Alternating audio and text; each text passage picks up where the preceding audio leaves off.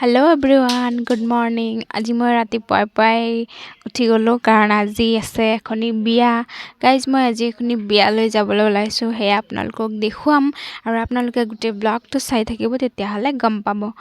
তো বলক ৰাতিপুৱাই পুৱাই কি খাওঁ একো বিচৰি পোৱা নাছিলোঁ, যাৰ কাৰণে কলটো লৈয়ে বহি গ'লোঁ আৰু কল খাই কিনে অকণমান হাতত লৈ লৈছোঁ গুড় খাবলৈ, যিহেতু পেটটো ক্লিয়াৰ হ'ব। নাজানো মই একো ভাবি চিন্তি নাখাওঁ, যেতিয়া যি পাওঁ সন্মুখত সেয়ে খাই বহি থাকোঁ। তো ৰাতিপুৱাই পুৱাই উঠিলে স্কিনটো কিবা এটা ভাল লাগে, নিজৰ মুখখন কিবা এটা বেলেগ লাগে, বাট দিনটোলৈকে সেয়া আৰু নাথাকে। আৰু এইফালে গৰম, এইবাৰ জানো গৰমটো বেছি হ'ল নেকি অকণমান, নাজানো, যি কি নহওক।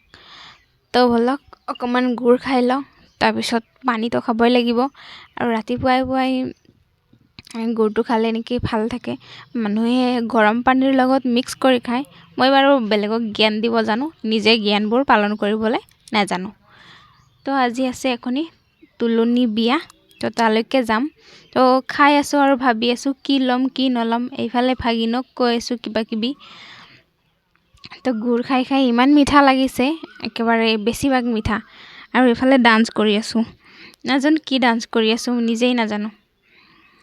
তো ব'লক আজি বিয়ালৈ যাওঁ।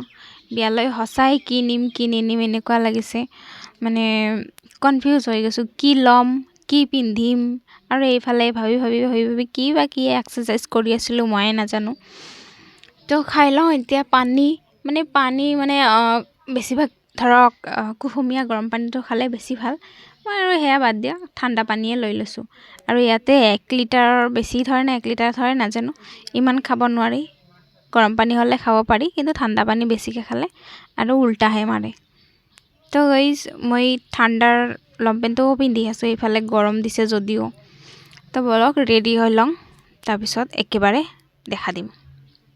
ফাইনেলি একেবাৰে ৰেডি হৈ ওলাই আহিলোঁ দুপৰীয়া সময়খিনিত। এতিয়া প্ৰায় 2টা বাজে, তো 2টা বজাতে ওলাই আহিলোঁ। এতিয়া যাই আছোঁ বিয়া ঘৰলৈ।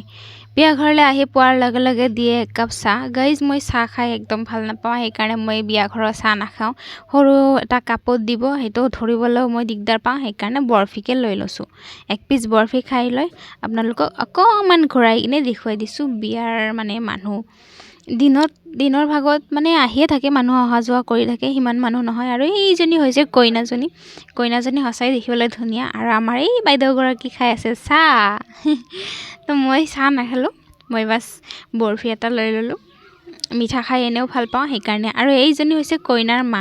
মই পিছৰ পৰাই দেখুৱাব লগা হ'ল আৰু জানেই তো কইনাৰ মা বুলি ক'লে ইমান ব্যস্ত কি ক'ম। এইফালে আছিলে ফুচকা, তো অকণমান ফুচকা খাই ল'লোঁ। ফুচকাটো খালোঁ এইফালে গাঁৱৰ মানুহ আৰু লগৰ কি বুলি ক'ম, এনেকুৱাই আৰু মেমৰ ছোৱালীৰ বিয়া, তো সেইকাৰণে ফুচকাটো খাবই লাগিব। ফুচকাটো খাই কিনে এইবাৰ বেছি জ্বালা লাগিলে, সেইকাৰণে লৈ ল'লোঁ আইচক্ৰীম। আইচক্ৰীমটো খাই কিনে মুখখন অলপমান ভাল লাগিলে, জ্বালা খোৱাৰ পিছত অকণমান ঠাণ্ডা মিঠা খালেতো ভাল লাগিবই ন। তো আইচক্ৰীম খাই লৈ এইবাৰ ভাত খোৱাৰ পালা, যিহেতু ভাতটো খাবই লাগিব, বিয়ালৈ আহিছোঁ। তো গাইজ ভাত খাবলৈ আহিলোঁ। মই একেবাৰে খাব পৰা নাই, আধা খাইছোঁ আধা খোৱা নাই, যিহেতু মই জ্বালাটো বেছিকৈ খাওঁ অকণমান। তো জ্বালা একেবাৰে হোৱা নাই, সৰু ছোৱালীয়ে খাব, ডাঙৰ মানুহে খাব, সকলোৱে খাব, সেইকাৰণে। তো গাইজ এইফালে আছিলে ভালেখিনি আইটেম আছিলে, দালি, মাছ, মাংস আৰু খাৰ, কিবা কিবি আছিলে এনেকৈ। তো সেইকাৰণে গোটেইটো খাব নোৱাৰিলোঁ, অলপ চব এনেই আৰু খাইছোঁ। আৰু এইটো মিঠাই, মই দৈ আৰু মিঠাই একেলগে খাব নোৱাৰোঁ, সেইকাৰণে চেপি ৰস ওলাই ওপৰৰখিনি খাইছোঁ, তলৰখিনি পেলাই দিছোঁ। তো গাইজ খাই লৈ ফাইনেলি আহিলোঁ আমি আকৌ কইনাৰ ওচৰলৈ। আৰু আকৌ ভাবিলোঁ একবাৰ আপোনালোকক কইনাটো অকণমান ভালকৈ দেখাওঁ, কিন্তু কইনাৰ এইটো দাদা নে বাপেক আছিল, মই মুখখন ভালকৈ চোৱা নাই, পিছৰ দিশৰ পৰা বাপেক যেনে লাগিলে, দেখুৱাব নোৱাৰিলোঁ। আৰু তো কইনাটোক ভালকৈ সঁচাই দেখুৱাব নোৱাৰিলোঁ, মানুহ থাকেই, ভিৰটো হ'বই, যিহেতু বিয়া বুলি কথা। তো কইনাজনী সৰু কইনাজনী আজি ডাঙৰ হৈ গ'ল, চ' তাইৰ কাৰণেতো বহুত শুভকামনা থাকিলে। আৰু এয়া অকণমান পেণ্ডেলখিনি দেখুৱাইছোঁ আপোনালোকক, কিমাননো এৰেঞ্জ কৰিব, যিহেতু আগলৈকে আৰু আছেই। তো বহুত ধুনীয়া কৰিছে যিখিনি কৰিছে।